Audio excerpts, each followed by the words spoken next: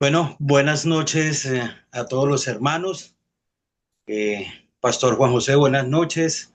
A Muy los buenas noches, pastores que pastor. hacen los pastores que están y hacen parte de esta clase, a los hermanos también, a las personas que son invitadas o bueno, que participan del curso.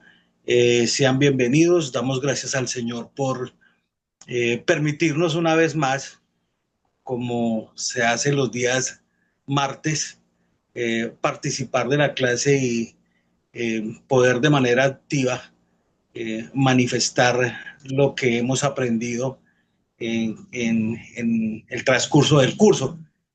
Entonces, saber de que siempre como está esa lo que aprendíamos el domingo pasado, el martes pasado, reformándonos, siempre reformándonos, ¿sí? Y que la iglesia, que la reforma inicia desde siempre, desde la misma historia, nos ha enseñado que la iglesia continuamente está en este proceso.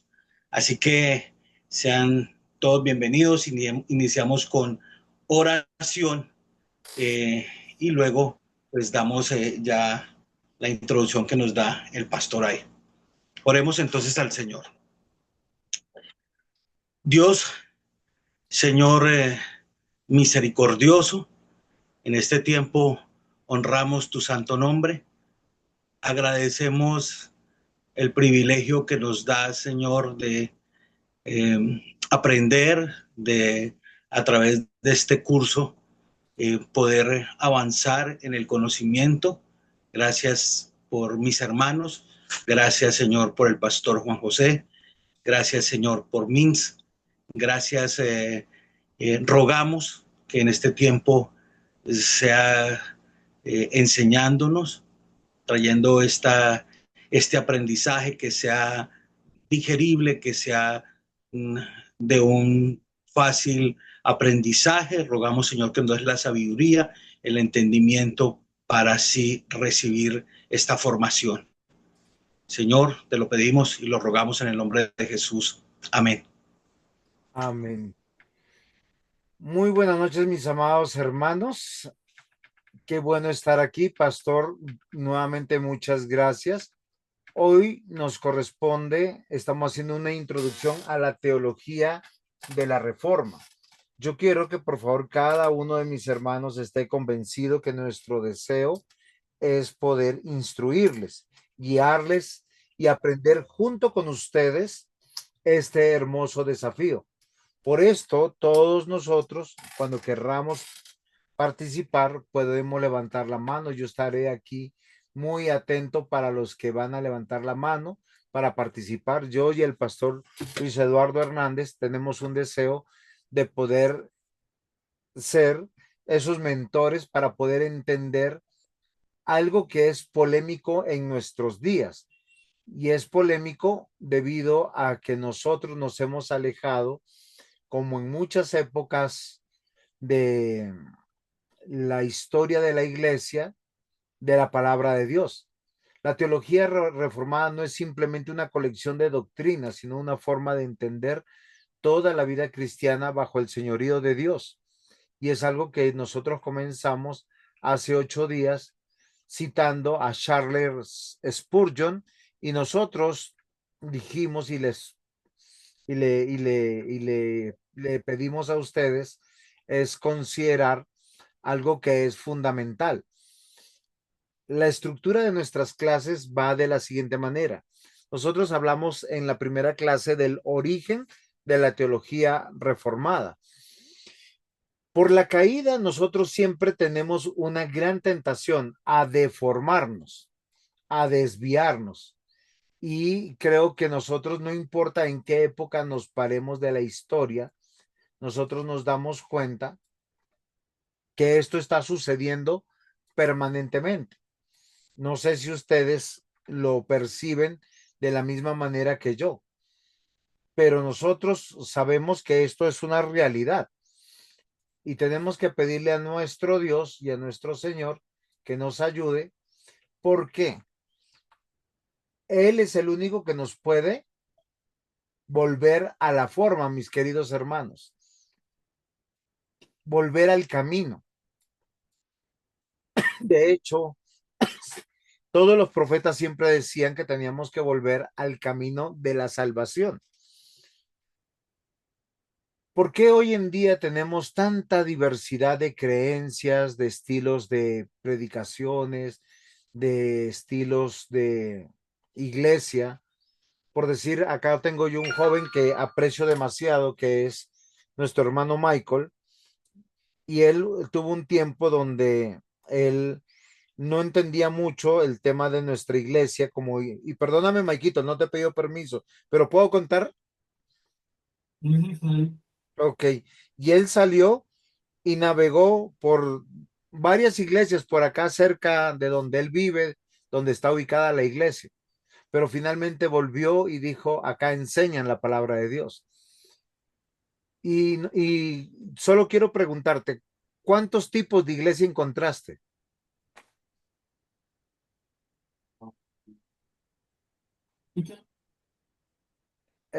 Como entrecortado. ¿Ahí me escuchan? Sí, ahora sí. Sí, pues, digamos que tuve la curiosidad de entrar así como a varias, pero en sí, entré solamente una y pues ya como que con eso ya queda uno curado. O sea, ya como que ve, no sé, digamos, que el centro no es Dios, sino tal vez como solamente el hombre y el dinero. Y como que sí, todo está relacionado en torno a nosotros y que Dios como que nos complace en todo lo que queramos Ok, y nos- yo entiendo. Entonces, ¿qué nosotros necesitamos comprender ahora? Si estamos viendo que el origen de la reforma, no de la época del siglo XVI, sino el origen de toda reforma en la iglesia, procede de Dios, de su Santo Espíritu, de su palabra, lo que nosotros llamaríamos avivamientos, donde trae a la iglesia a corregir, a dejar el paganismo y muchas cosas. Nosotros tenemos que ampliar un poco nuestra mente para hacer una buena teología. Por eso necesitamos entender los fundamentos que son los pilares profundamente bíblicos y teocéntricos. Sin estos no vamos a poder nosotros avanzar y de eso se trata nuestra clase de hoy, que está un poquito larga y vamos a tocar un tema que muchos conocen y lo que no conozca, si quiere pregunta, que está denominado como las 5 solas o doctrinas fundamentales. Hay algo aquí que yo me equivoqué, acá tengo que poner doctrinas fundamentales, no distintivas. ¿Por qué razón? Porque dentro de 8 días vamos a tratar las doctrinas distintivas que van a ser los 5 puntos del calvinismo. Eh, ¿En qué sentido? Que nosotros hoy, cuando vamos a hablar de las doctrinas fundamentales, y yo les voy a contar un poquito de la historia para poder entrar en contexto. La reforma en el siglo XVI, no hay un solo documento entre el siglo XVI, XVII, XVIII y XIX que nos digan, aquí están sola fe, sola escritura, solo Cristo, solo gracia, soli deo gloria. Pero lo que sí nosotros encontramos, que todos los escritos de los reformadores, de una u otra manera, en muchos de ellos, si pudiera yo hacer una lista que no la hice debido al tiempo y debido a que no es mi interés darle a estas clases una perspectiva académica, ellos citan en sus argumentaciones frente a todos los cuestionamientos en algunos de estas doctrinas fundamentales. Solo es la fe, solo la palabra de Dios, solo Cristo, solo gracia, solo ideo, gloria. Solo hasta el siglo XX nosotros vemos que la teología ha progresado y que nosotros podemos tener sólidamente entendimiento. Siglo XX, siglo XXI fueron los siglos donde la teología realmente se sistematizó como hoy nosotros la conocemos. Hasta, hasta entonces ha habido un progreso lento pero seguro. Ahora, yo les voy a presentar dos textos que para muchos se contraponen y se contradicen en las escrituras. Por eso yo les voy a decir, necesitamos reglas de interpretación o doctrinas fundamentales. Uno de ellos es Romanos 8, versículo 29 al 30.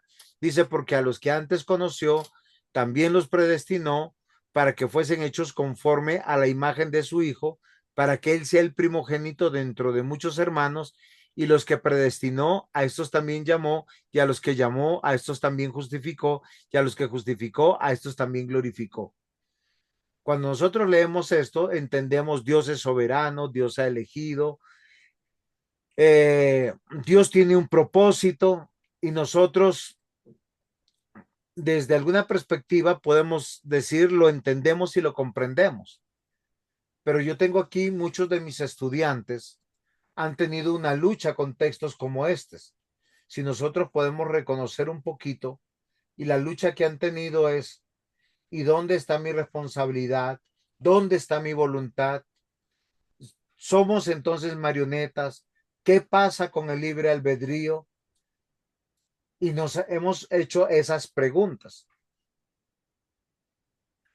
Y acá está un versículo que se contrapone, Juan 3:16, porque de tal manera amó Dios al mundo que ha dado a su unigénito Hijo para que todo aquel que en él crea no se pierda, mas tenga vida eterna.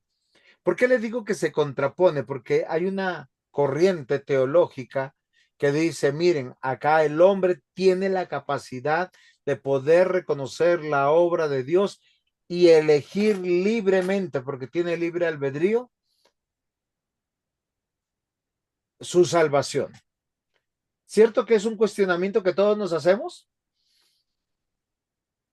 Y es un cuestionamiento natural. Hay un personaje dentro de nuestros tiempos que no es muy alejado a nosotros. No sé si se acuerdan de C.S. Lewis. Él concilió esto y dijo lo siguiente: es cierto que Dios es soberano, pero también es cierto que el hombre es responsable. Es cierto que Dios predestina y que nada pasa sin su decreto. Es cierto que hay una causalidad de todas las cosas, porque es cierto, pero también es cierto que el hombre es totalmente libre y responsable de poder aceptar a Dios. Y frente a las causas causadas por Dios, él libremente acepta o rechaza al Salvador. ¿Por qué razón planteó esta verdad él? Para decir que la soberanía de Dios y la responsabilidad del hombre no están chocando, sino todo lo contrario, van de la mano. Dios es Dios y nada se escapa de su control, pero eso no hace que el hombre sea autómata. Por eso, para nosotros poder tener una buena interpretación de esto, tenemos que tener bases fundamentales de una buena teología. Cuando hablamos de fundamentales, es lo que se pone en la mesa, lo que se pone como estructura, los planos, los cimientos, para poder tener una construcción bíblica de nuestro pensamiento teológico, de nuestra fe y de lo que creemos. Dicho esto, lo que yo quiero que nosotros consideremos es la historia. En el siglo XVI, solamente la iglesia y los eruditos podían leer la Biblia. Ahora, yo quiero que nosotros consideremos algo. En el siglo XVI había una iglesia que se había desviado por varios siglos, cuarto, quinto, sexto, séptimo, octavo, noveno, hasta 1517, cuando de el seno de la iglesia, un hombre llamado Martín Lutero clavó 97 pensamientos en la catedral de Wittenberg Y justo este mes celebramos esto, ¿o no, Pastor Luis Eduardo? Así es, pastor. ¿Usted nos puede contar un poquito de esta historia y lo que tenemos en pantalla? Bueno,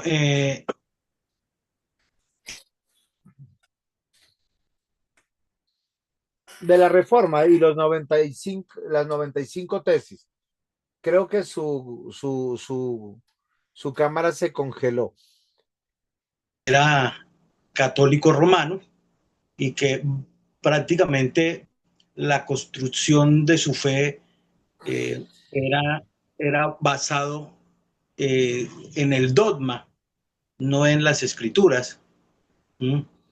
Recordemos que la historia nos ha narrado lo que hace parte de su conversión y cómo este hombre que había sido formado al interior de este pensamiento, donde se creía que la justificación, y era lo que creía el mismo Lutero, solo por las obras.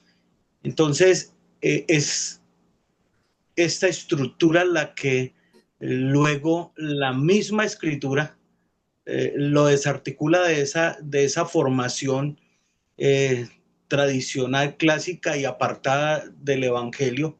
Por eso cuando leemos la conversión de Lutero, leyendo precisamente la epístola a los romanos, se da cuenta de que el hombre no se justifica o no es justificado por alguna obra que él haga, sino que la justificación viene de parte de Dios y es únicamente o solamente por la fe. ¿Mm? El ser humano es absuelto de su culpabilidad. De hecho, los que, si me dan un paréntesis ahí, los que de pronto vieron en el módulo que nos lleva como al apéndice B, nos deja ver precisamente eh, la manera en que el ser humano es justificado. Y nos plantea el autor precisamente un interrogante, que Dios no exige la perfección de sus criaturas y dice que las personas religiosas no creen que Dios exige que seamos santos. Y es que Dios demanda eso, la perfección de sus criaturas. Y entonces, cuando vemos nosotros lo que pasa con este hombre, que bueno, también hemos escuchado parte de la historia de lo que es la conversión, que luego de pasar horas y horas haciendo confesión con la persona que él tenía ahí, digámoslo así, con su autoridad, luego él iba a su cuarto y se recordaba que no había hecho una confesión de algún pecado y eso lo atormentaba.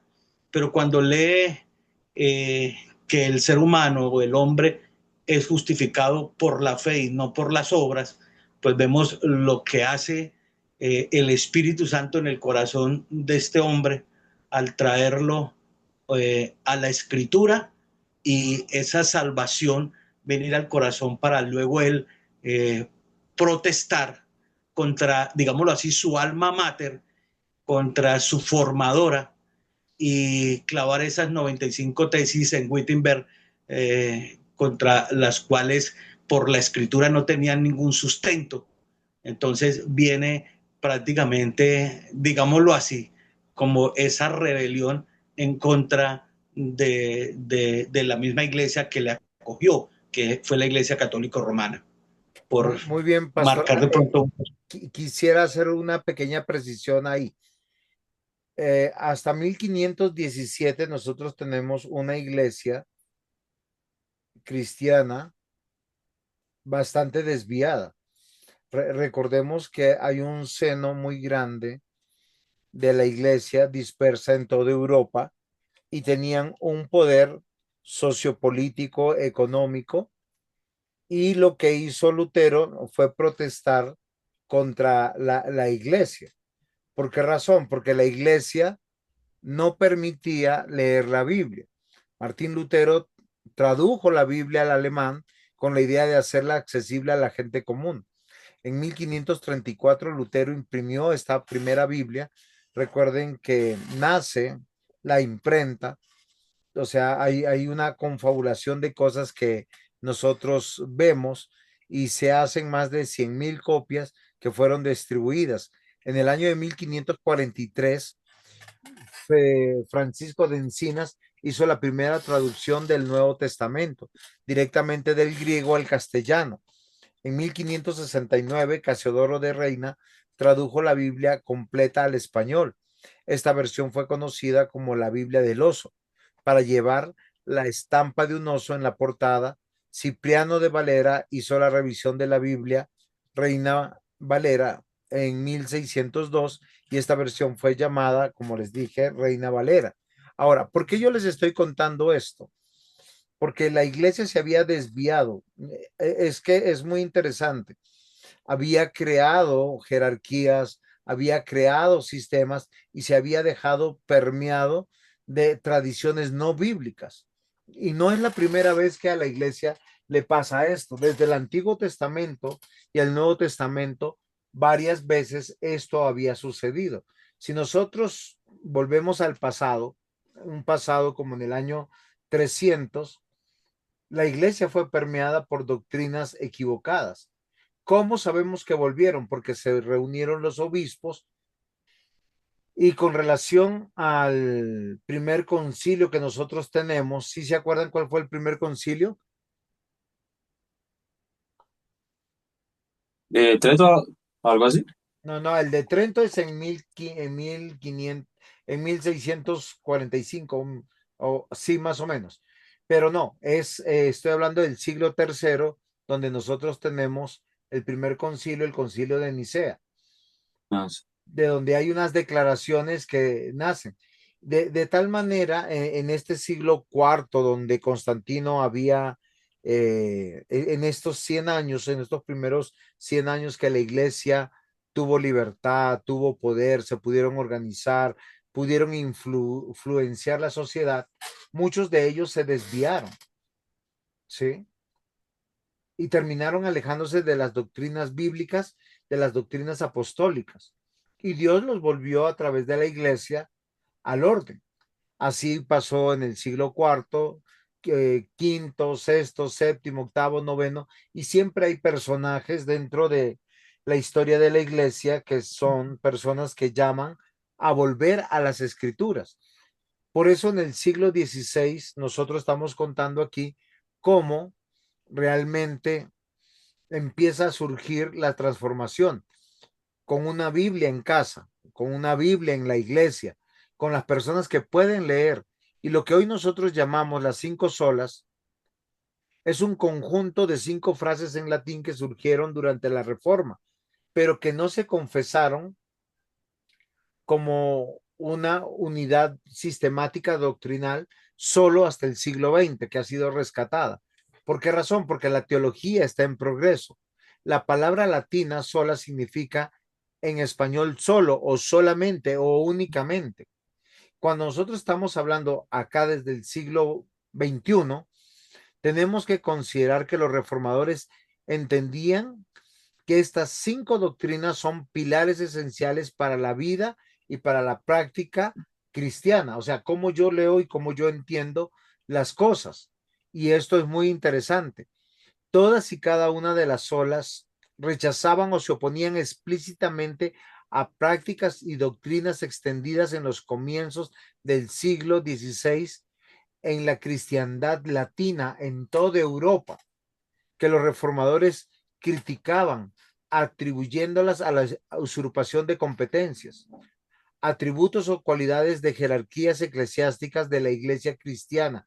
Pongo entre comillas cristiana porque la iglesia se había desviado y la iglesia necesita volver. Voy a hacer un ejemplo. Acá nosotros tenemos pastores, tenemos hermanos líderes en sus iglesias. ¿Cómo podemos unificar nuestro pensamiento teológico? ¿Cómo podemos unificar lo que creemos? ¿Cómo podemos unificar nuestros cultos? Porque hay muchas cosas que hacemos en los cultos que pueden ser bíblicas y otras no. Nuestro hermano Michael nos cuenta que él entró cuando se apartó de la iglesia, fue para otra iglesia y resulta que todo el mensaje estaba centrado en el hombre, centrado en el dinero, y uno dice, ¿cómo huyo? ¿Cómo escapo de acá? Porque no es como la iglesia donde yo vengo que se predica, donde el centro es Dios.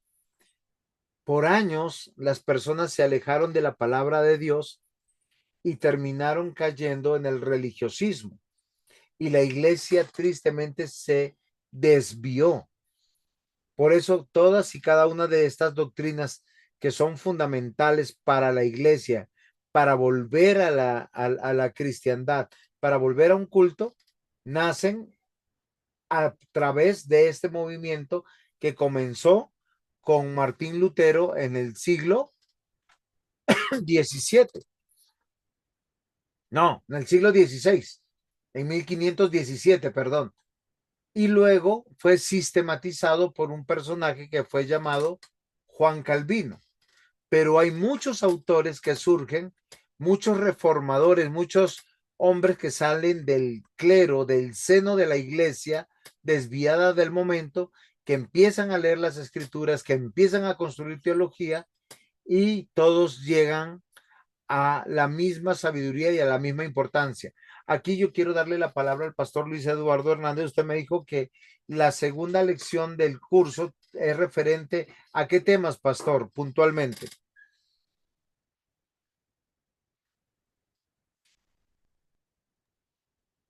Ok, pastor, en el apéndice ve prácticamente esta clase está enfocada en la justificación por la fe. ¿Mm? Y eh, nos habla el autor, Juan Gil, precisamente que Dios demanda y exige la perfección del ser humano, ¿sí? Que el estándar dado por Dios, ¿sí?, en su decálogo no es negociable, y todo aquel que se halle falto en el cumplimiento de las exigencias de Dios va a recibir lo que es justo de parte de Dios, ¿sí?, por no atender o obedecer lo que Dios demanda. Él habla y me llama la atención que él utiliza ese término que es sustituto, y él hace harto énfasis, o bueno, o hace énfasis en el término sustituto, hablando de Cristo como aquel que asume siendo inocente, asume eh, o lleva nuestra culpabilidad. De hecho, habla de como la justificación que consiste en dos partes. Se habla de una negativa y una parte positiva. En cuanto a la parte negativa, es la imputación de nuestros pecados a la cuenta de Cristo.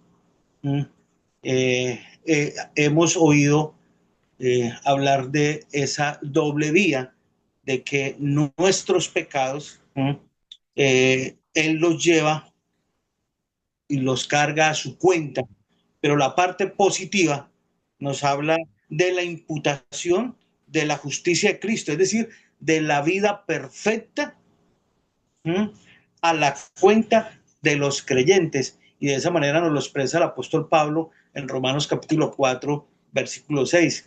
Es decir, que cuando la manera o somos libres de la culpa, ¿sí?, que cuando el Señor en su bondad y en su gracia nos imputa su perfecta obediencia. Entonces, como tal, él va a trazar a lo largo de este apéndice, perdón, él nos va a trazar 8 puntos sobre lo que es la justificación, de cómo llevar cada uno, o en cada uno de esos puntos nos deja ver que la justificación es un acto de la gracia divina. Es decir, que Dios declara justo a los creyentes por la justicia de Cristo imputada a ellos, y no sobre la base de los méritos propios del ser humano o por las obras o lo que el hombre pueda hacer.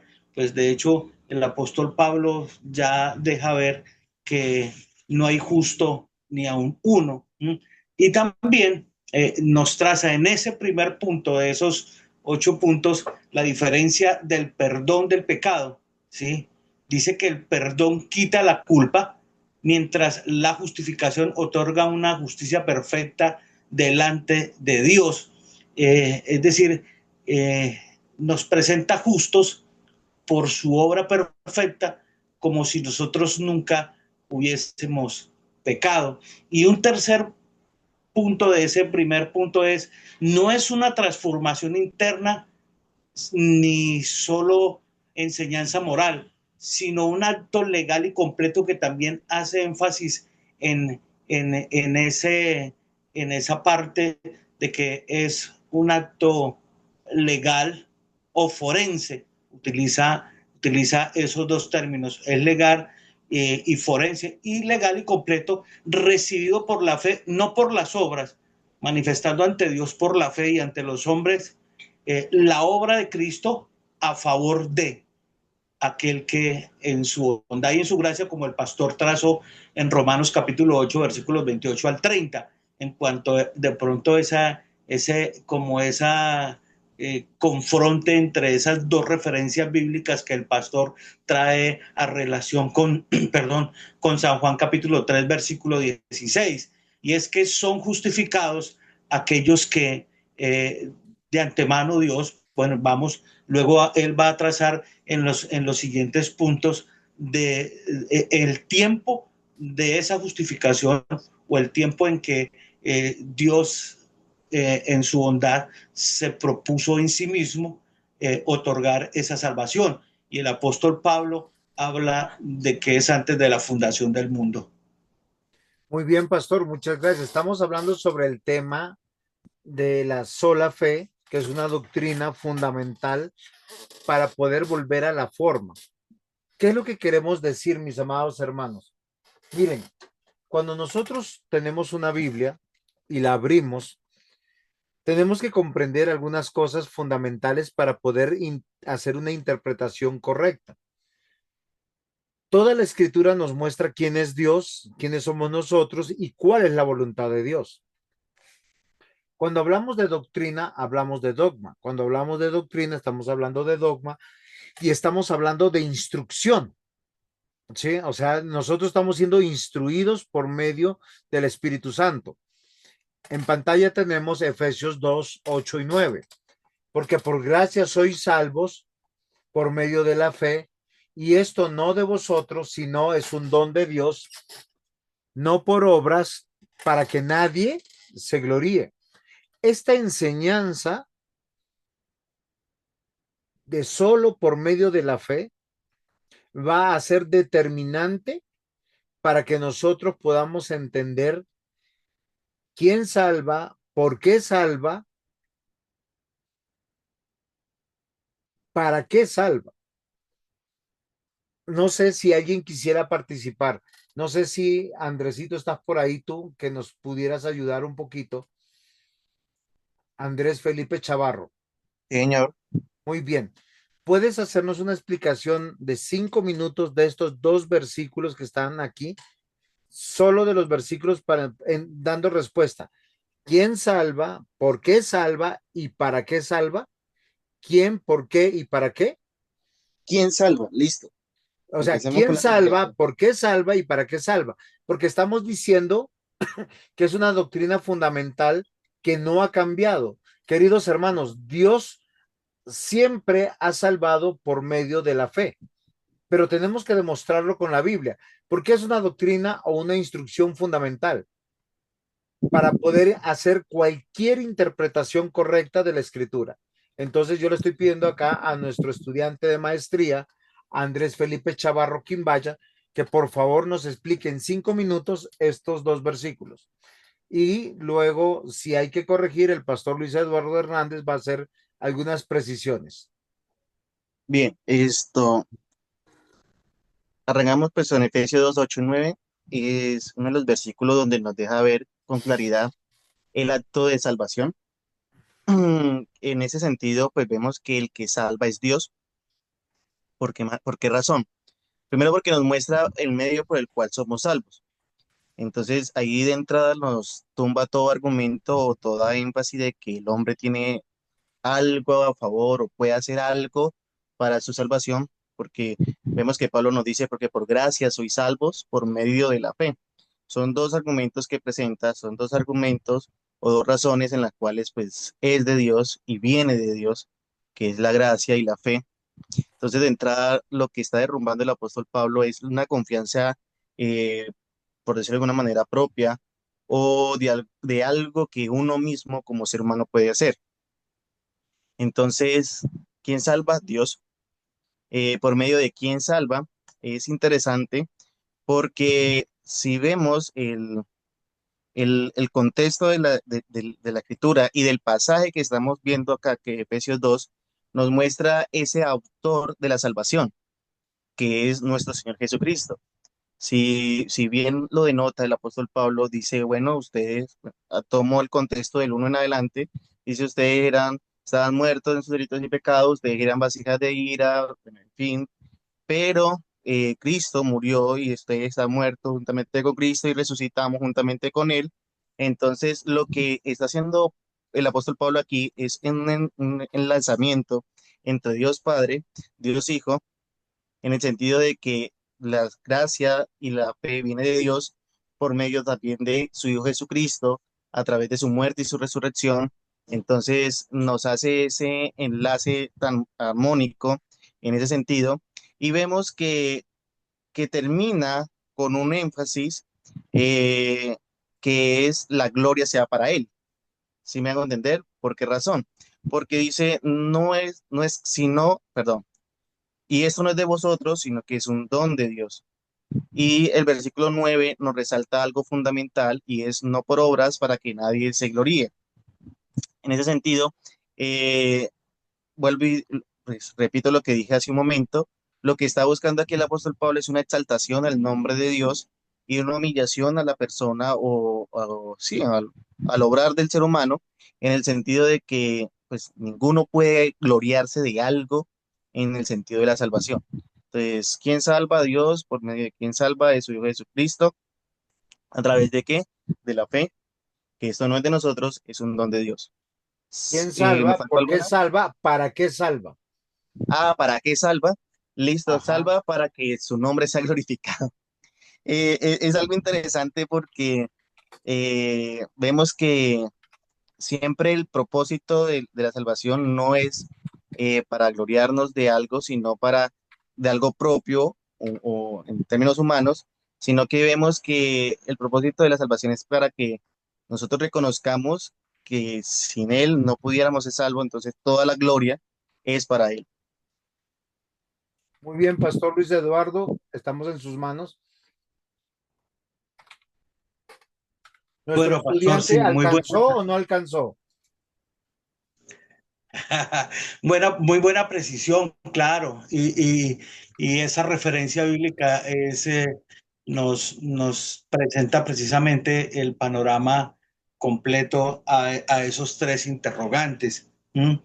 El autor del módulo en este apéndice nos habla acerca del autor y habla, bueno, obviamente de esta justificación. Es decir, ¿quién es el que justifica?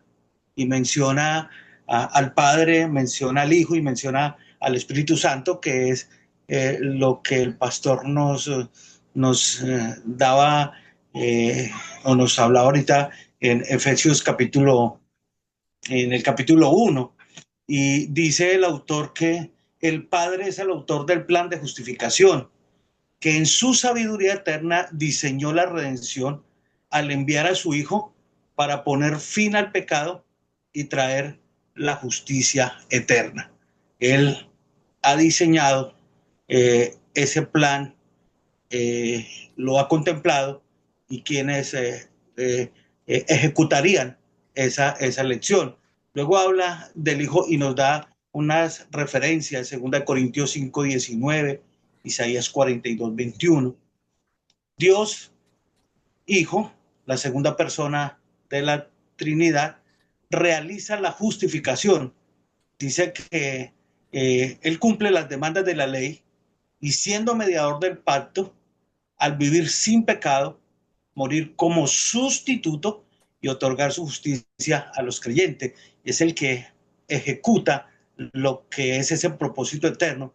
Y Romanos capítulo 5, versículo 18 nos da esa referencia, al igual que Isaías 45, 25. Y tercero, Dios Espíritu Santo aplica la justificación o ese propósito eterno de reconciliarnos consigo mismo, hablando de todo lo que es la redención, el Padre diseñando esa redención, el Hijo eh, pagando el precio y el Espíritu Santo aplicando la justificación. Es decir, el Espíritu Santo es el que convence al pecador, ¿sí?, dándole fe para recibir la justicia de Cristo y testificando que es justificado.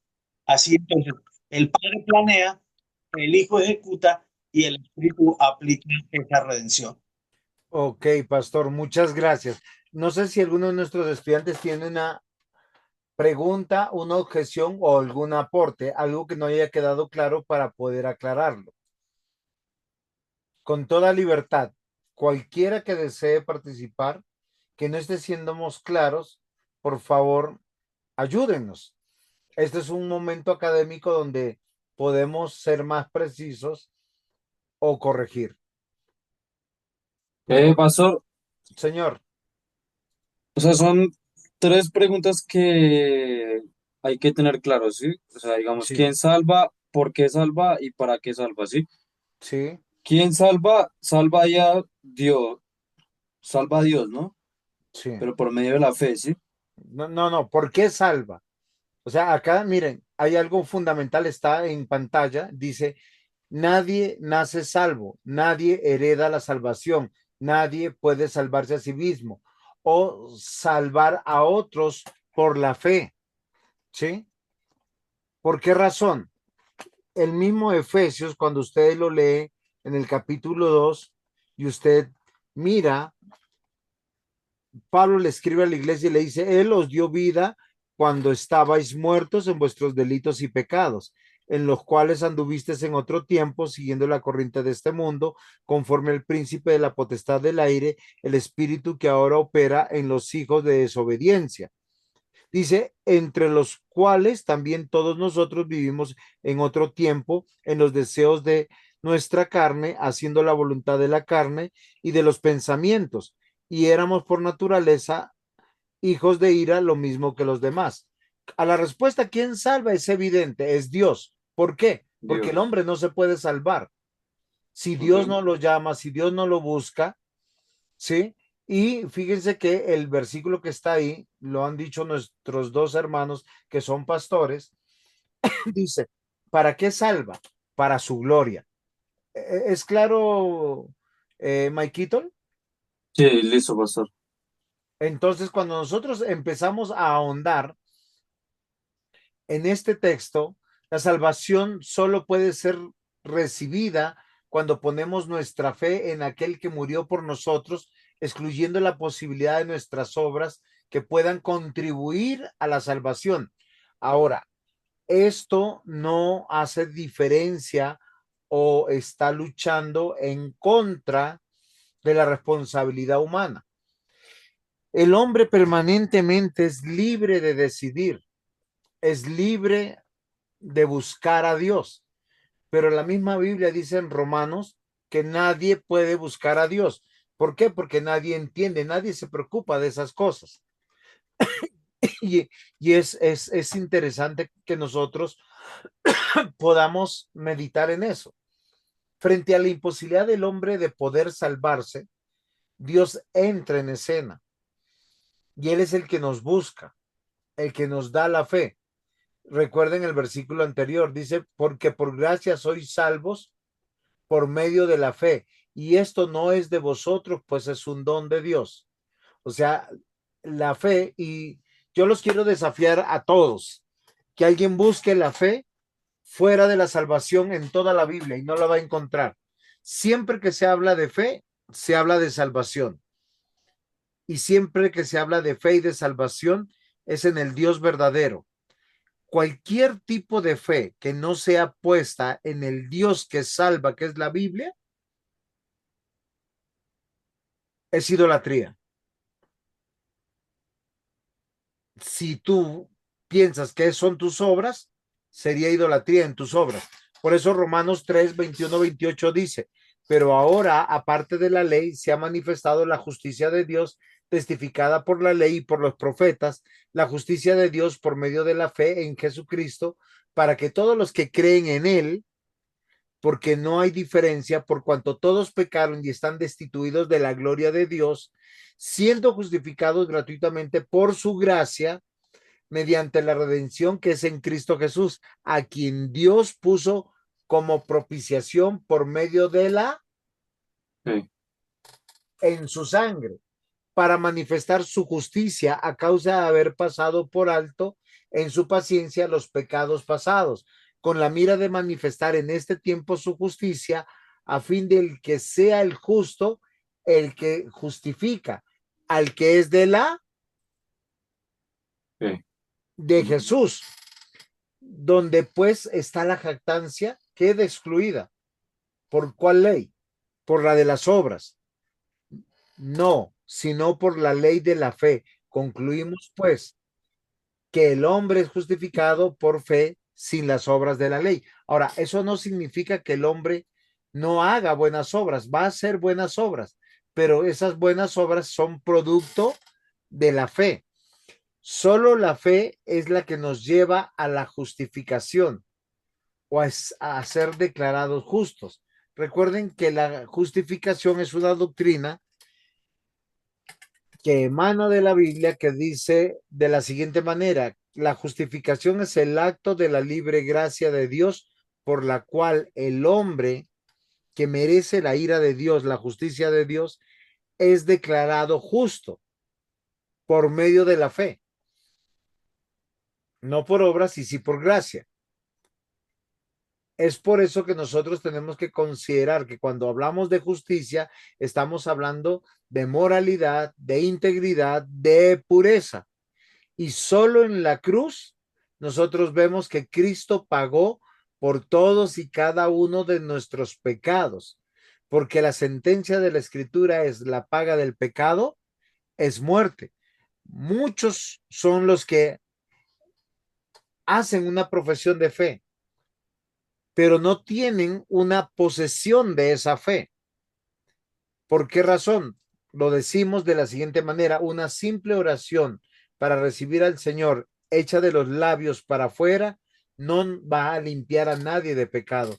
Tiene que haber una realidad de que su corazón ha sido cambiado. Tiene que haber una realidad de que ha recibido el Espíritu Santo. Tiene que haber una realidad de tener al Espíritu de Dios y un espíritu nuevo para poder profesar una fe sincera. ¿Es claro hasta aquí, mis hermanos? Sí, señor. Acá hay dos aspectos que están en pantalla. Solo por la fe podemos entender dos cosas. Primero, convicción de pecado. Juan 16, 7 al 8. Pero yo os digo la verdad, os conviene que yo me vaya, porque si no me fuera, el Consolador no vendría a vosotros, mas si me fuere, os enviaré, y cuando venga, acá está mal redactado, convencerá al mundo de pecado, de justicia y de juicio. Solo quien recibe al Espíritu Santo puede reconocer que es pecador y que necesita arrepentirse. Y el arrepentimiento lo tenemos en 2 Corintios 7, versículos 9 al 10. Pero ahora me regocijo, no de que fuisteis entristecidos, sino de que fuisteis entristecidos para arrepentimiento, porque fuisteis entristecidos conforme a la voluntad de Dios, para que no sufrierais pérdida alguna de parte nuestra, porque la tristeza que es conforme a la voluntad de Dios produce un arrepentimiento que produce para salvación. Y esto, queridos hermanos, nosotros tenemos que considerar de manera clara. En resumen, la doctrina fundamental que tenemos que creer para interpretar cualquier versículo es que la salvación es por medio de la fe.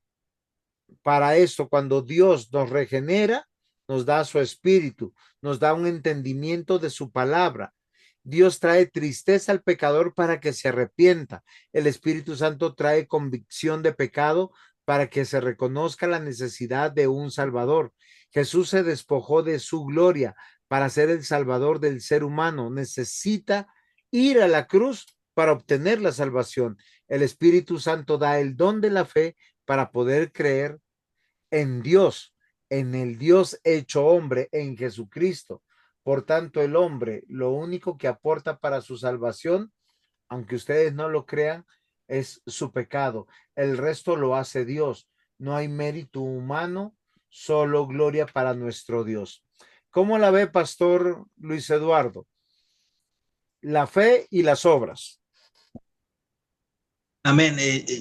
Yo creo que, bueno, todos los que venimos de ese contexto pentecostal, prácticamente lo que pasó con Michael, yo, bueno, vengo también de ese trasfondo donde prácticamente era el accionar. El pastor hablaba del libre albedrío, el accionar nuestra fe, nuestro querer, nuestra libre voluntad o esa voluntad moral para poder recibir, aceptar y, y tener la capacidad como si la salvación fuera una transacción, un trato, un trueque, un 50-50, sí. Pero cuando nos encontramos precisamente con, con la reforma, es decir, no con tomando en cuenta lo que el pastor nos enseñaba en la clase pasada, no tomando un evento histórico 1517, sino siempre lo que la escritura, a donde la escritura o lo que la escritura ha hecho por su eficacia, por su gloria, al llamarnos, pues nos damos cuenta de que el pastor acaba de decir algo, que lo único que nosotros traemos es nuestro pecado, nuestra miseria, nuestra maldad, porque eso somos. En el momento en que yo crea que soy bueno, de que soy justo, pues el pastor también hablaba, eso es un error, no se tiene el evangelio, no se tiene a Cristo, estamos apoyados en nosotros mismos. Y en el siguiente punto, pastor, si me regala 3 minutos, el tercer punto precisamente de ese apéndice de lo que es la justificación, dice el autor que la base de la justificación, él muestra o da pues una ilustración y en base a qué son justificados algunos. Él habla de la justificación no se basa en las obras humanas, ni en la obediencia a la ley, Romanos 3:20, ni en la obediencia al evangelio como si fuera una nueva ley, ni en la sinceridad o profesión religiosa, ¿sí?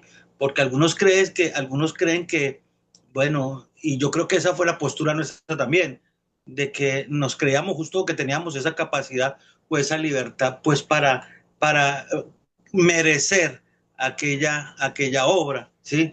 Y todas estas son insuficientes para alcanzar la justicia de Dios. Todo lo que el hombre quiere inventarse o hacer o como quiera sobre sus méritos, buscar el favor de Dios, pues lo único que se va a encontrar es con que no tiene nada. El otro punto que nos presenta el autor es: la fe no es la causa de la justificación, sino que la fe es el medio para recibirla. Dice el autor que no somos justificados por creer en sí mismo, sino por el objeto de la fe, que es Cristo y su justicia perfecta, lo que hablaba inicialmente el autor en cuanto, o el punto que les hablaba en cuanto a la justificación, en cuanto a que si lo que es negativa y es positiva, es decir, la imputación de su perfecta obra, de su perfecta justicia a nuestro favor, en nuestros méritos. Y un tercer punto, dentro de este tercer punto, la base única de la justificación es la justicia de Cristo, su obediencia activa, cumpliendo la ley, y su obediencia pasiva, al sufrir y morir por los pecadores. Esta justicia perfecta imputada por gracia es el vestido de salvación que garantiza la aceptación y vida eterna ante Dios. es la gloria de Cristo a nuestro favor, por nosotros, en nosotros y para andar en fe, como el medio, lo que nos dice ahí de esa justificación que el Señor nos otorga, pastor. Pastor, totalmente de acuerdo. No sé si nuestros estudiantes aquí tienen alguna pregunta, porque sé que cuando nosotros estamos diciendo que la salvación es solo por obras, tenemos que confiar en lo que Dios está revelando en su palabra. Por eso le decía Eso que por esta es fe. una instrucción fundamental que nosotros tenemos que entender y comprender que Dios nos da a través de su palabra. Y es fundamental que nosotros no nos apartemos de ella. ¿Es claro, mis hermanos?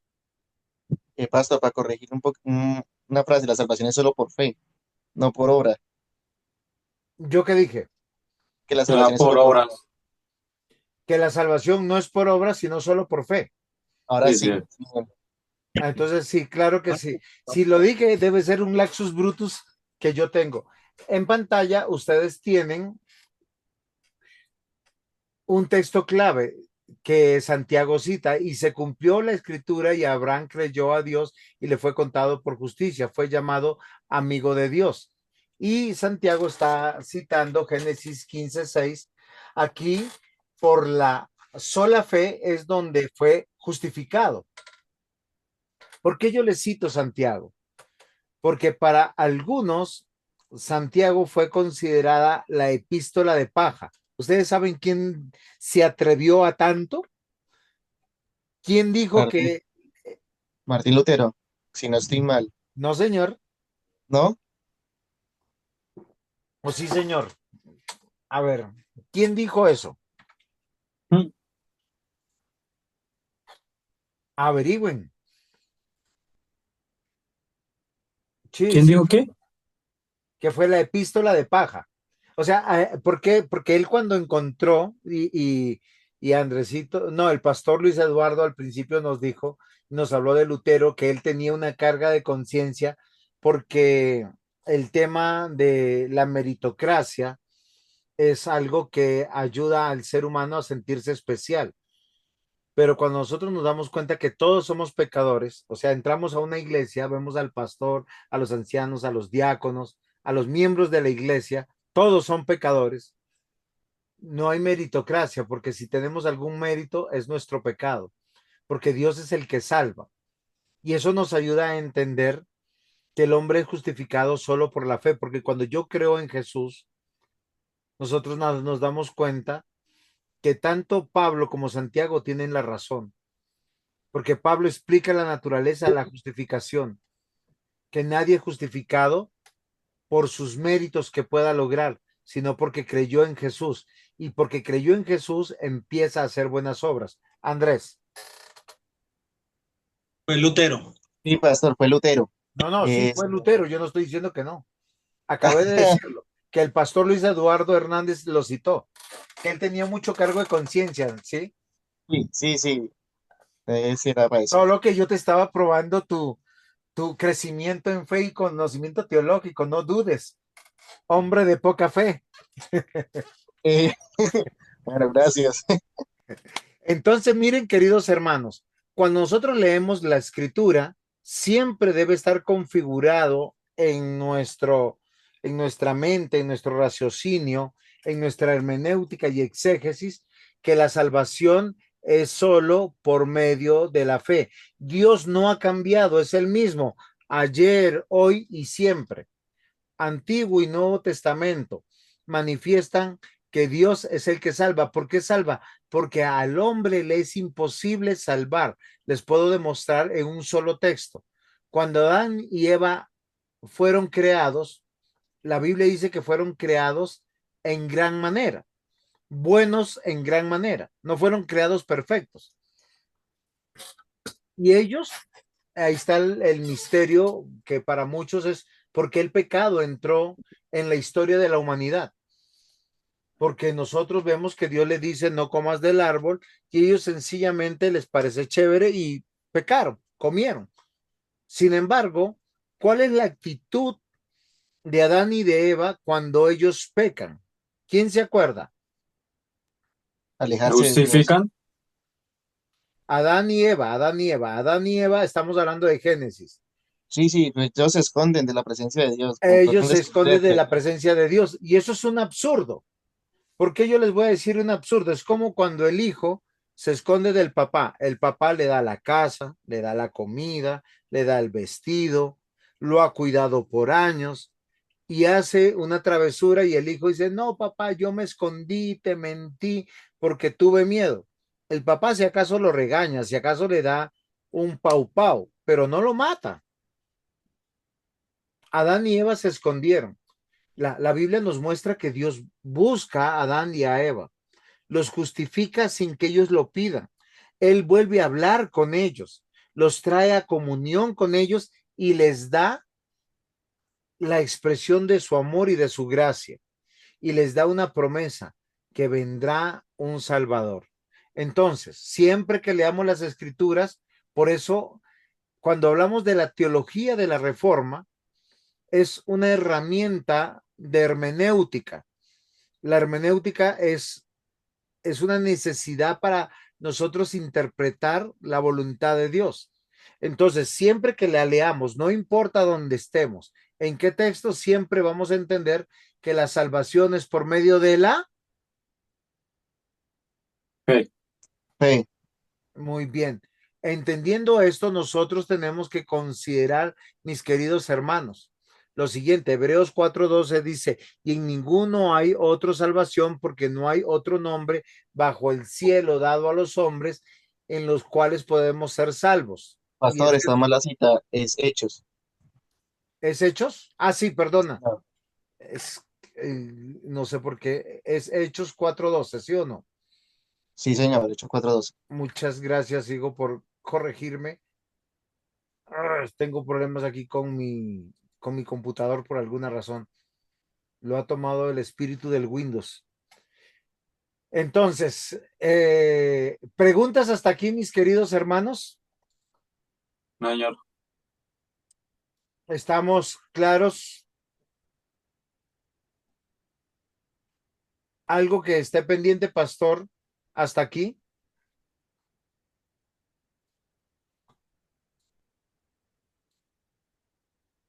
Pastor Luis Eduardo. Hola, pastor, si no había activado el micrófono. Ok, Es avanzar en el apéndice, vamos en el, bueno, he leído como partes del apéndice B que habla de la justificación por la fe o de ese punto de sola fe. ¿Mm? sí. Y eh, Yo dice que, señor, solo que me gustaría poder entrar, no sé si le parece pertinente, a la expresión solo o sola escritura. ¿Por qué razón? Porque es fundamental que lo que nosotros estamos entendiendo y comprendiendo tiene que ver con solo lo que está en la palabra de Dios y qué significado tiene para nosotros, las iglesias que estamos buscando la voluntad de nuestro Dios, la voluntad de que ha sido revelada para nosotros, porque es fundamental que nosotros pensemos en esta declaración, que es una enseñanza que está en todas las escrituras. De hecho, Jesús siempre citó las escrituras una y otra vez. Pablo citó las escrituras. Sí, tanto lo que nosotros conocemos como la ley, salmos, profetas mayores, nosotros sabemos que siempre fue solo la palabra de Dios. Esta declaración enseña que solo la palabra de Dios, la Biblia, es la única regla de fe y de conducta que rige la vida del creyente, a diferencia de tantas religiones, sectas, herejías que han existido en la historia del hombre. El cristianismo legítimo solo deposita sus principios y solo en las sagradas escrituras, lejos de las tradiciones, filosofías humanas o cualquier otra fuente ajena a la revelación bíblica. ¿Qué opina, pastor? ¿Entramos con solo escritura? o pasamos a otro aspecto? Es que hoy tenemos que hablar de las 5 solas, porque dentro de 8 días vamos a tener que navegar sobre las doctrinas distintivas, que son los 5 puntos de lo que se llama el calvinismo, para poder entender todo lo que abarca la teología reformada. Pues como pastor ha hablado, eh, recordemos que en medio, bueno, si vamos a hablar del momento histórico del siglo XVII, aunque bueno, cuando leemos en el libro de Esdras se habla de una reforma, de un volver a la escritura, volver a lo que se había dejado, a lo que se había abandonado, luego de un periodo de oscurantismo, encontrar las escrituras. Hablemos ahora sí, reciente siglo XVII, bueno, 500 años, eh, eh, es esa luz o esa lámpara que prácticamente trae a la iglesia nuevamente a ese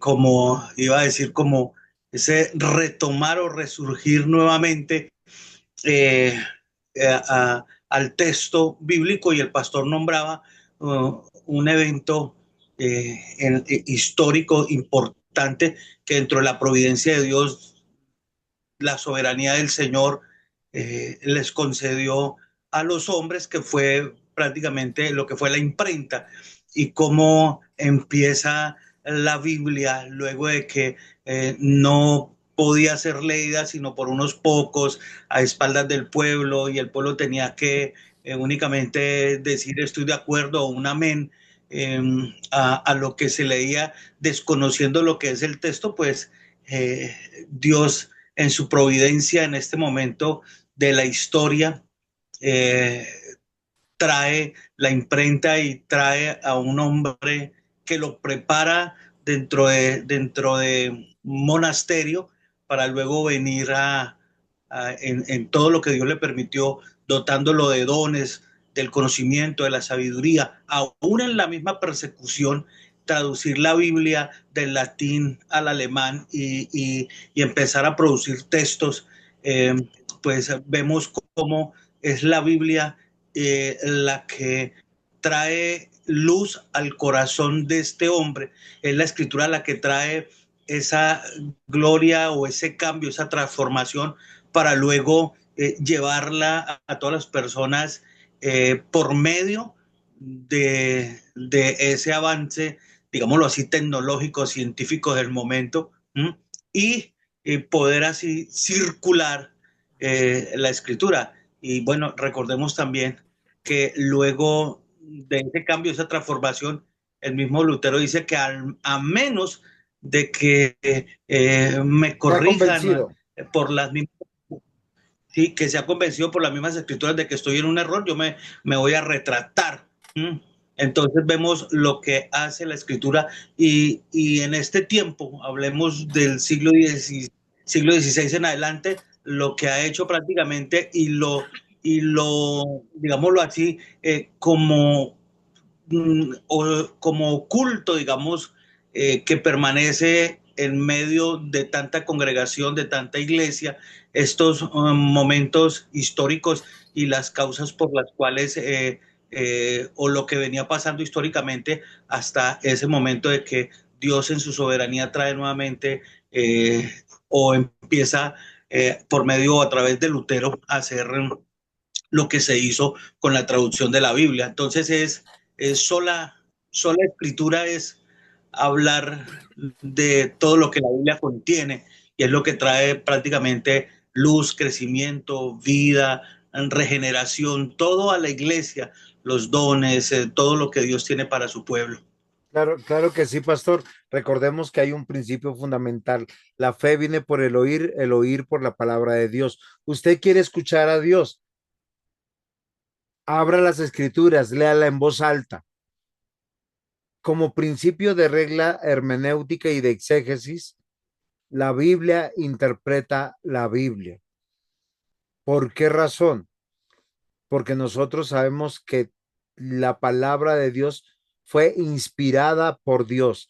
Y aquí hago una pregunta que hice en el grupo de ayer de México. No les voy a decir los resultados allá, pero me gustaría que ustedes me dijeran, ¿la Biblia es palabra de Dios o contiene la palabra de Dios? ¿La Biblia es palabra de Dios o contiene la palabra de Dios? Es palabra de Dios. Es palabra de Dios. La Biblia es. Sigan, mis hermanos. Acá están algunos hermanos, algunos se han desertado, otros los que están aquí. ¿Qué considera usted? Carlitos, ¿qué consideras tú? ¿La Biblia es palabra de Dios o contiene la palabra de Dios?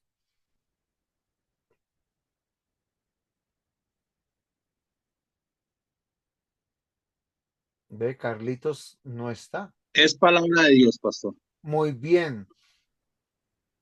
¿Por qué decimos que es palabra de Dios? Porque ella, cada uno de los versículos nos dicen que nacieron o fueron exhalados por Dios. Dios inspiró a más de 40 autores durante más de 1500 años para que todos trazaran un solo mensaje. La promesa del Mesías, la promesa del reino del Mesías, por lo tanto, su pacto, su salvación y el fin de estos tiempos y el inicio de los tiempos nuevos que serán la eternidad con Cristo. Mateo 24:35 dice, el cielo y la tierra pasarán, pero mis palabras no pasarán.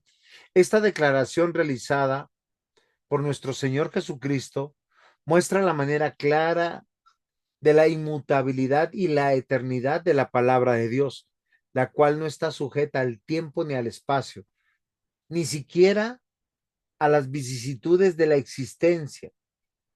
Lo que quiere decir es que la Biblia nunca estará fuera de moda o de tiempo, no es anacrónica. Los reformadores afirmaban que todo lo que se cree y se practica debe tener como fundamento la sola palabra de Dios. En el siglo XVI había una autoridad puesta por la iglesia que se llamaba el Papa, que se llamaba iglesia, que se llamaba tradición, los concilios. Y a esto es no. Ellos no tienen la autoridad de determinar ni de interpretar las escrituras, porque la escritura se interpreta a sí misma como regla de hermenéutica. Los reformadores creyeron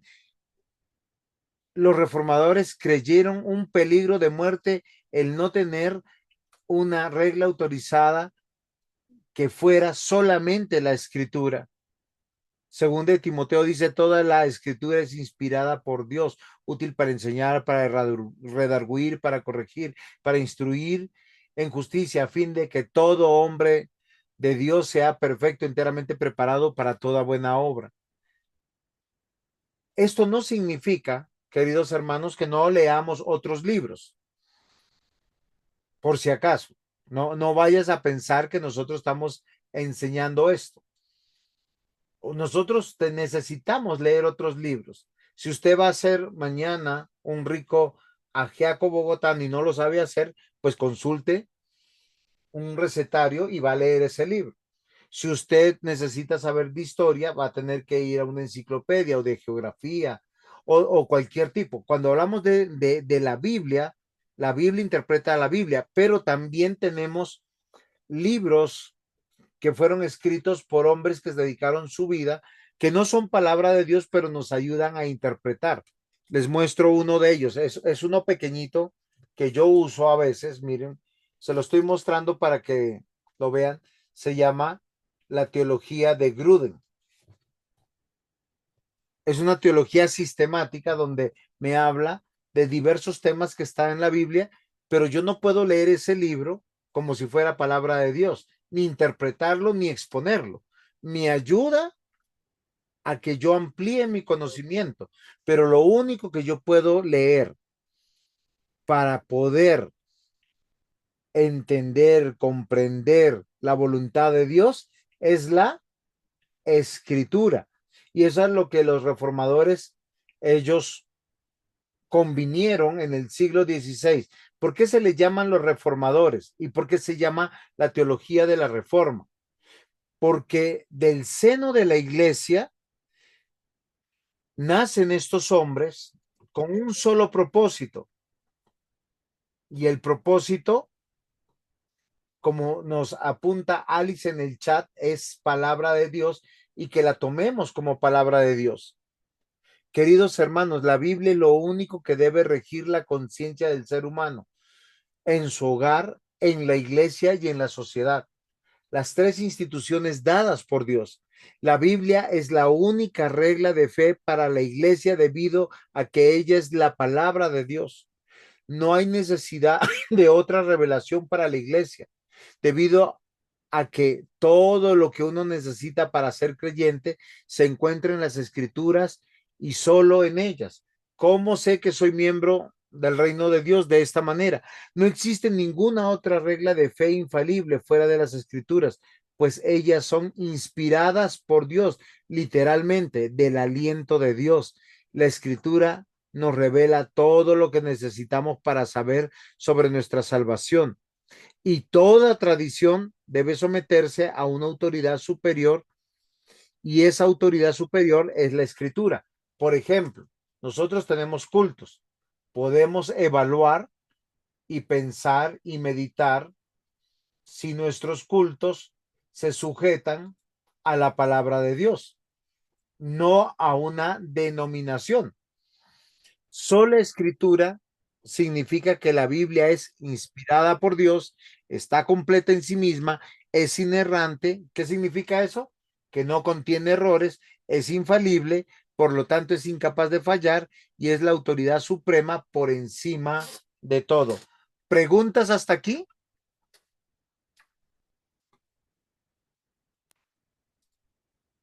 ¿Algún aporte?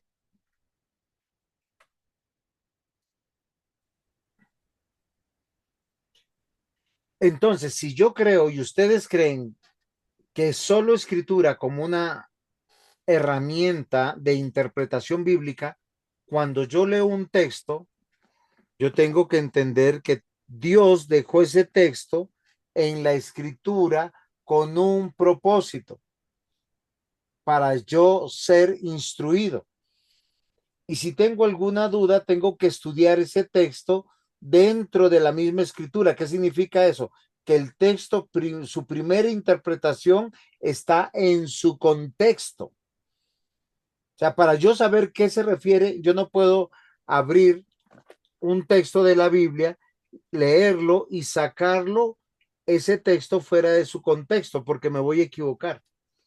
La sola escritura significa que para yo entender cuál es la voluntad de Dios, hay un principio de exégesis.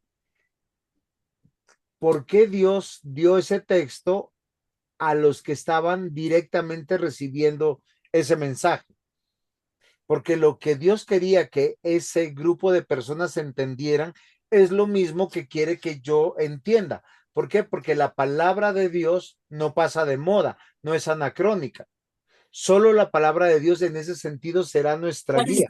Salmo 119, 105 dice, lámpara es a mis pies tu palabra y lumbrera a mi camino.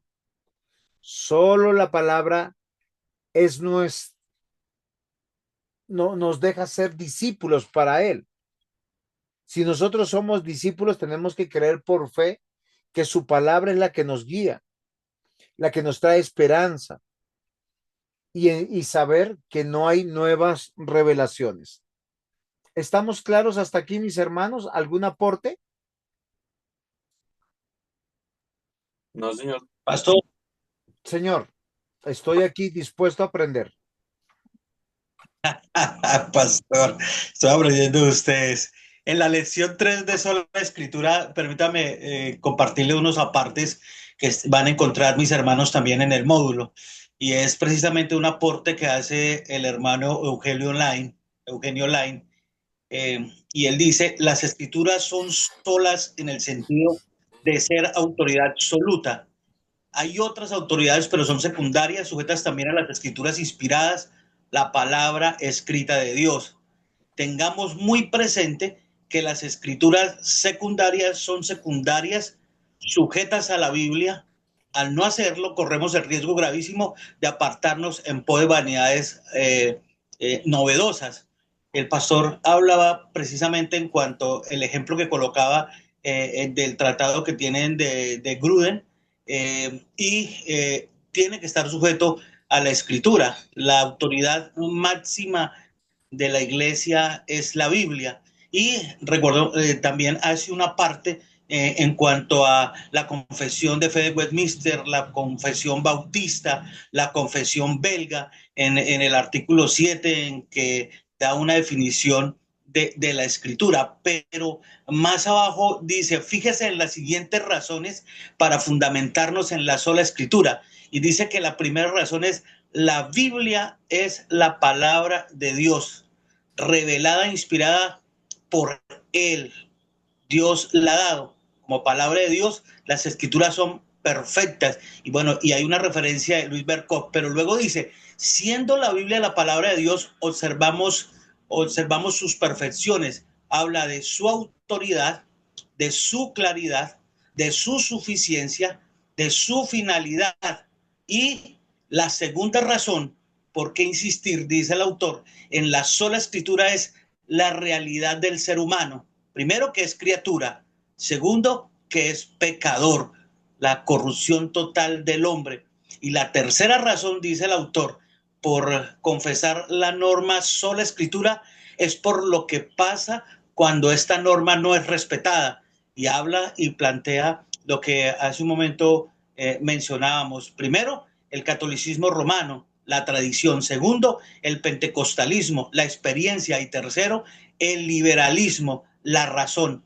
Entonces, y una conclusión, el desafío que lo anterior implica, la atención cuidadosa, abundante y constante, el estudio diligente y asiduo de la escritura, la inconsistencia del defender la Biblia y después no escucharla, no entenderla y no obedecerla.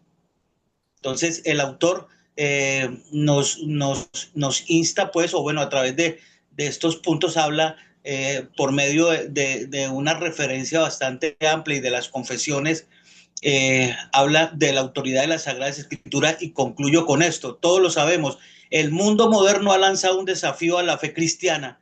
Si recogemos el guante, una de las primeras tareas consistirá en definir nuestra actitud con respecto a la Biblia. Es la Biblia la que nos traza o nos define a nosotros quiénes somos en él, precisamente por lo que él planteaba en ese segundo punto en cuanto al ser humano, en cuanto a que somos pecadores. Ok, pastor. Algunos ejemplos contrarios a la sola escritura, lo que hoy nosotros conocemos como la Iglesia Católica Romana. La tradición, la escritura y el magisterio para ellos son autoridad por encima de la escritura, ¿sí? Perdón, la tradición y el magisterio están por encima de la escritura. La Iglesia de Jesucristo de los Santos de los Últimos Días, que es una secta, también ellos toman la Biblia como parte de ser palabra de Dios, pero para ellos es fundamental interpretar la Biblia de la mano del Libro del Mormón. Para ellos es un testigo de la divinidad de Jesucristo y de su función como Salvador del mundo. El Libro del Mormón para ellos restaura verdades claras y preciosas que se han perdido en la Biblia. Entonces, son ejemplos que nosotros tenemos que considerar. Por lo tanto, mis amados hermanos, unas reflexiones frente a este punto clave. Después de sola fe, ahora sola escritura.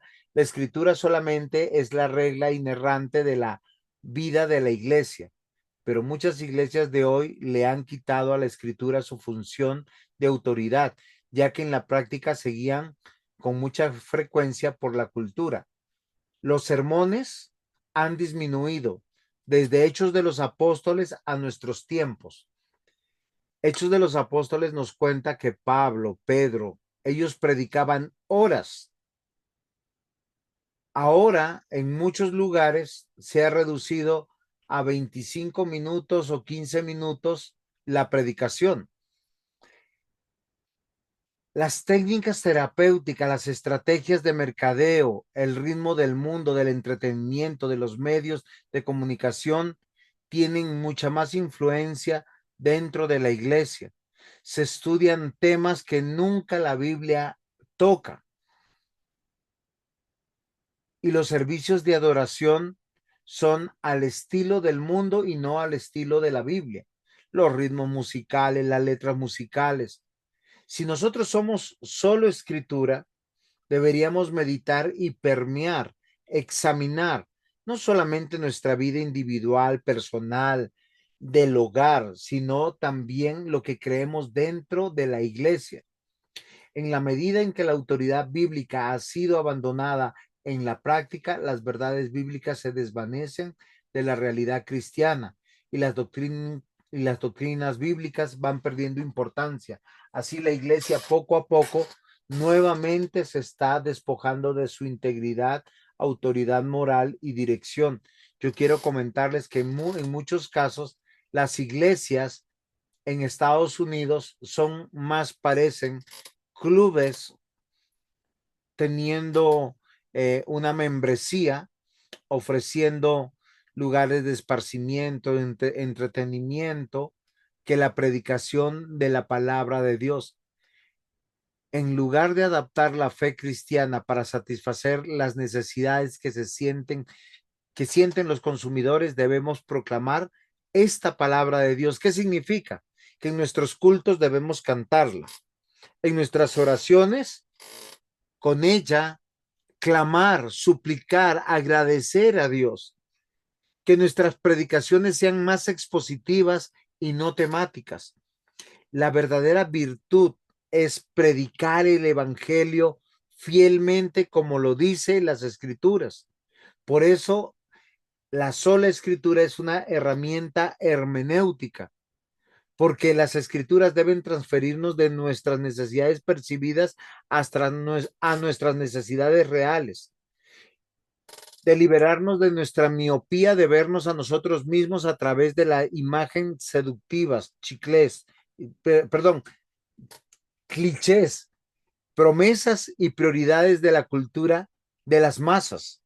La única manera de poder comprender correctamente quiénes somos y qué debemos hacer es a través de la palabra de Dios. La Biblia, por consiguiente, debe ser enseñada, predicada en la iglesia. Los sermones deben ser expositivos, deben ser profundos, deben ser fieles y deben ser el centro cúltico de lo que nosotros hacemos. Las ideas, opiniones de la época, de la cultura, no deben permear la verdad de ella misma. Sola escritura es una herramienta hermenéutica para nosotros ahora pasar, y no sé si el tiempo nos alcance, pastor, porque ya tenemos un buen tiempo de dar clase y nos faltaría solo gracia, solo Cristo y solo Deo Gloria. Yo no sé si nuestros estudiantes nos permitirán poder dejar hasta aquí la clase, porque hemos tocado dos cosas fundamentales, pero que podemos retomar la siguiente clase, que serían solo la gracia de Dios, solo Cristo y solo para la gloria de Dios, que son verdades fundamentales que me gustaría que nosotros la entendiéramos como doctrinas fundamentales de interpretación, de fundamento de nuestra iglesia. ¿Qué opinan ustedes? No sé, pastor, ¿usted qué opina?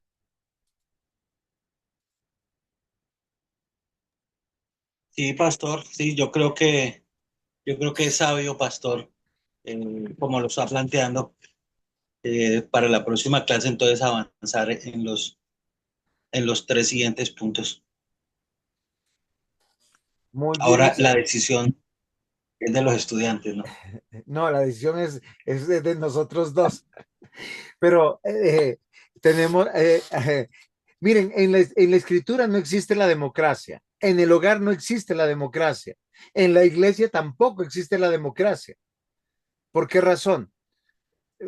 Porque en el hogar están papá y mamá como cabeza. La Biblia dice, de acuerdo a Hebreos 13, que los pastores, los ancianos, los que fueron puestos en autoridad, responden a Dios por la congregación. Y en el seminario nosotros estamos ahora respondiendo por la congregación, pastor. Entonces, quiero decirle a los Es hermanos, sabio, señor. es sabio como lo plantea, pastor, entonces. Entonces, ¿por qué? Porque quiero que apreciemos lo que estamos haciendo. Si nosotros no tenemos claro cómo leer las escrituras, podemos desviarnos como lo ha hecho la iglesia. Miren, nosotros vemos en el siglo XVI iglesias desviadas. ¿Sí? La iglesia se desvió profundamente en doctrinas falsas. Una de las cosas que nosotros vemos terrible es la venta de indulgencias, que hasta hoy en día todavía se hace. Juan Pablo II, todos los papas de la Iglesia Católica Romana siguen vendiendo indulgencias. Y uno dice, ¿cómo así? Pero hoy en día en la iglesia, muchos han adoptado la teología de la prosperidad. Traiga su diezmo para que el Señor lo bendiga. Siembre aquí para que el Señor le multiplique. Solo alimentando la codicia, la avaricia desde una perspectiva que es una doctrina malsana. Pero Dios en su infinita bondad nos está buscando a través de su palabra. Y hoy nosotros tenemos que pedir al Señor gracias por aquellos que han sido instrumentos para que la iglesia vuelva a Dios. Y eso es muy importante. Entonces, queridos hermanos, ¿vamos a dejar la clase hasta aquí o hay alguna pregunta? Recuerden que hemos hablado solo fe y solo la escritura. Nos quedan 3 puntos que los vamos a entrar de lleno dentro de 8 días. Muy bien, no hay preguntas, no hay aportes. Entonces, vamos a encomendarnos a nuestro Dios. Yo le quiero pedir a nuestro hermano, no sé, Carlito Suárez, que me ayude a despedir este tiempo. Gracias, pastor. Muchas gracias, pastores, por la clase. De verdad que somos muy edificados, ¿no? Lo hablo por mi vida, ¿no, pastor? Sí, Y señor. yo pienso que pues, cada uno de mis hermanos también son edificados y los pastores que están acá. Como dice el pastor, de gracia recibe, de gracia da. Señor y Dios, te damos gracias por tu enseñanza, Dios, por tu amor, tu misericordia y tu bondad. Gracias, mi amor, por amarnos, por sanarnos, por restaurarnos, Dios. Y Señor, te pedimos en el nombre de nuestro Señor Jesucristo que tú nos llenes cada día más y más de tu palabra, de tus enseñanzas, Dios, porque así, Padre eterno, aprendemos para enseñar, Dios. Por algo tú en tu palabra dejaste maestros, Señor, para que nos enseñen, Dios. Tu palabra dice que el que esté falto de sabiduría la pida, que tú la das y la das en abundancia. Te pido en el nombre de Jesús que tú nos llenes cada día más y más de la sabiduría tuya, Dios, y que nos ayude, Padre eterno, a ponerla por obra, Dios. Bendigo en el nombre de Jesús los pastores, Señor, que están en este grupo, Dios, y a cada uno de mis hermanos, Dios, y damos gracias en el nombre de Jesús por el tiempo que ellos disponen, Señor, para enseñarnos, Dios. Gracias, Señor, en el nombre de Jesús. Una bendecida y feliz noche para todos. Amén. El Señor les bendiga. Muchas gracias, mis hermanos. Amén, hermano. Bendiciones, pastor. Bendiciones a Chao, todos. pastores. Hasta luego. Buenas noches a Muchas todos. gracias, pastor. Hasta luego, Pastor muchas Raúl, el gracias, Señor lo feliz noche. bendiga. Amén, pastor.